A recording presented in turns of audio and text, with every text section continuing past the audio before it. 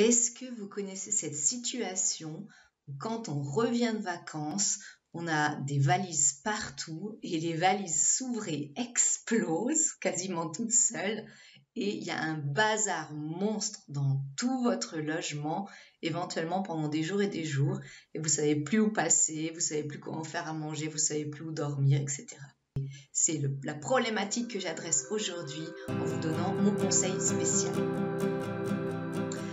Si vous ne me connaissez pas encore, je suis Nathalie Guérold, spécialiste du désencombrement et de l'épanouissement intérieur. Voilà, alors ce que je voulais vous dire aujourd'hui, c'est ce conseil que j'ai pratiqué plusieurs fois, que je pratique encore aujourd'hui, quand on déménage, quand on vient de déménager, après à plus petite échelle, quand on revient de vacances, qu'on vient de faire des grosses courses ou des gros achats, et bien l'idée c'est de tout grouper à un seul endroit. Donc effectivement, d'un coup, ça fait un peu un bazar assez volumineux. Bon, enfin, pour un déménagement, on ne va pas pouvoir tout grouper dans une pièce. Mais l'idée, c'est que quand tout est groupé, on a le reste. Alors là, c'est forcément quand les portes sont ouvertes, ça fait moins de sérénité. Mais je vous fais voir mon appartement par la même occasion. Donc en fait, tout est groupé là-bas dans mon bureau. Ça veut dire que le reste de l'appartement est serein, calme, rangé. J'ai pas de bazar. Donc il suffit que j'ai envie de sérénité, j'ai envie de me reposer, eh bien je change de pièce. Je vais forcément pas dans la pièce où il y a du bazar, mais je peux aller dans les autres pièces où j'ai vraiment le calme et j'ai une belle ambiance. Et ça c'est vraiment important, je trouve, pour pouvoir garder sa sérénité, pouvoir se reposer, parce que quand effectivement on rerange tout, quand on vient de déménager, c'est quand même des gros morceaux au niveau émotionnel, c'est catégorisé comme un des stress les plus importants qu'on puisse avoir dans la vie. Et donc le fait de garder le bazar à un seul endroit, donc là c'est ma cuisine, c'est presque rangé, il y a quand même un petit bazar, c'est pas toujours impec chez moi, mais vous voyez que le bazar il est quand même relativement restreint. On peut quand même encore faire plein de choses dans la cuisine. Et c'est vraiment ça l'idée de pouvoir quand même faire le maximum de choses quotidiennes, donc manger, dormir dans les meilleures conditions possibles.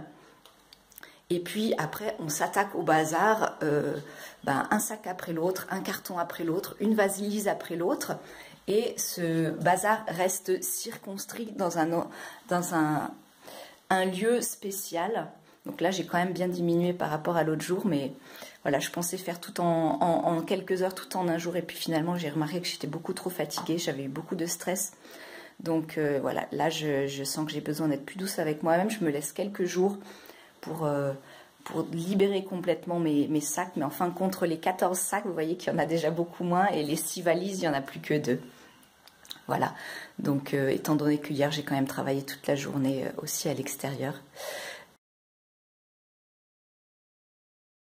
Vous vous rappelez, l'autre jour je vous ai montré ma méthode pour pas avoir du bazar quand on déménage ou qu'on revient de vacances.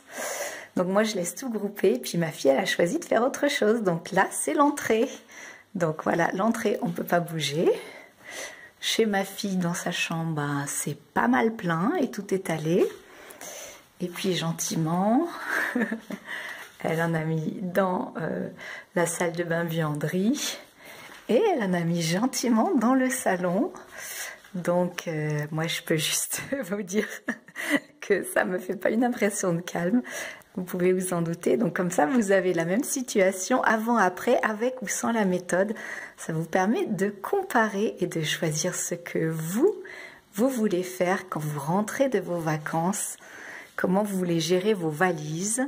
Est-ce que vous voulez vous étaler ou est-ce que la priorité est à la sérénité?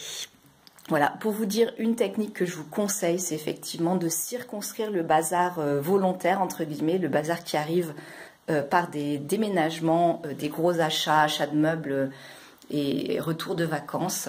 Et puis ensuite de vous y attaquer tranquillement une chose après l'autre et de garder vraiment des endroits pour pouvoir vivre et vous ressourcer. Alors j'espère que ce conseil vous aura servi. Et puis je vous souhaite bon déménagement et à tout bientôt pour de nouveaux conseils. Désencombre pour toi-même. Tschüss.